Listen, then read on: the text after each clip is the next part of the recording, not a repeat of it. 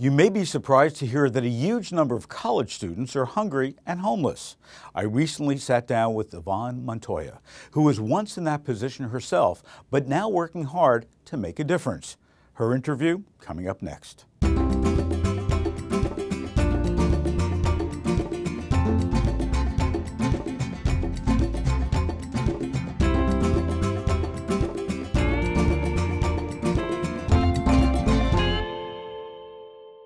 Not too long ago, Yvonne Montoya was a college student struggling to eat a decent meal.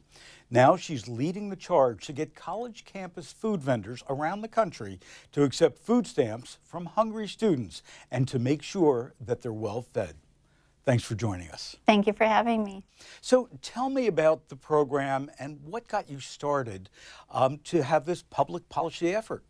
Well, unfortunately, it was based on experience. I had my own event planning business, and because of the economy, I lost my business. I found myself homeless for a while, sleeping wherever I could, and realized that the only way I was going to get out of my situation was by going back to school.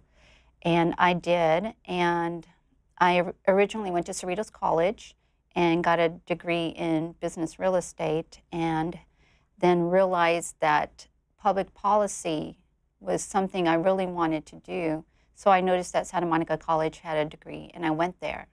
And I found out that the Roosevelt Campus Institute was trying to start a club on campus, and we had an opportunity to write policy briefs for change. And I chose my experience as a hungry homeless college student to see if we can do that for other students who were like me, not able to eat while they were attending school. So let me ask you a question.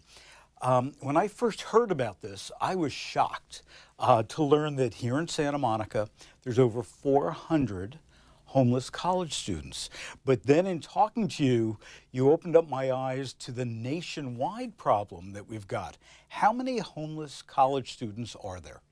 Over 53,800 nationwide in the United States. I think a lot of people are surprised to hear that college students can actually be homeless. How did this situation start, and what can we do about it? Well, everybody has their own situation. A lot of people think that even at the university level, that the meal plan is included in the tuition. It's not, it's extra. After you pay for books and tuition, if you don't have that pie in the sky trust fund, it is very hard to eat, and most students are there on financial aid. A vast majority of the universities and colleges, their students are there on financial aid, and they are coming from low-income families. And I know at the community college level at Santa Monica, some of them are taking 3 buses to get to school. So what's the next step for the program? You've identified a real need is out there. You've made inroads with the colleges to raise the attention for it. You've talked to some food catering places.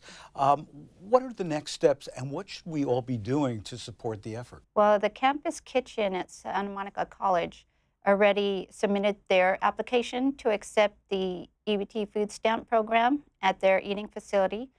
And we want to build awareness, one, for other colleges and universities to show that, yes, a vendor has taken the steps, so let's all follow. And then B, to get the politicians to push this through. If even 1% of community college students were enrolled in this program who qualified, it would generate a huge economic influx for the surrounding vendors. So let's talk about the vendor. There's no downside to the vendor taking an EBT card, is there? They're making the same amount of money. That's what we are hoping to see. It is just like any credit card or debit card. The money is going back into the community. It's going back into the vendors are making their money. Nobody is getting cheated out of anything. So it's just like basically saying, here, we're going to buy food. And here is your income, and this is what we're getting by doing it. And the students get to eat, and they're not starving.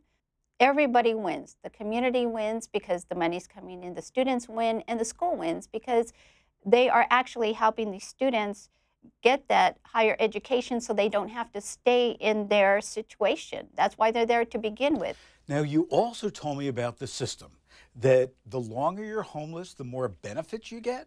Yes, we met with the City of Santa Monica Housing, and it was very disheartening to find out that there is a hierarchy to being homeless.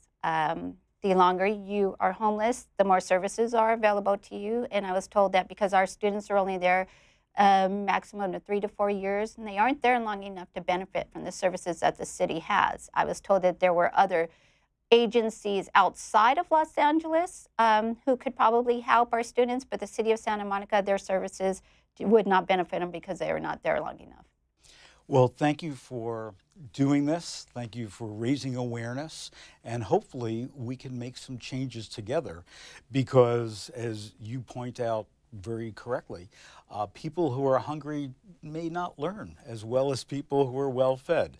So we really have to look much more holistically at students, at homelessness, and certainly about hunger. So thank you for all your efforts. You're welcome. Thank you for having me. Be sure to subscribe so you'll never miss an episode, and visit supermarketguru.com for more information and more videos just like this.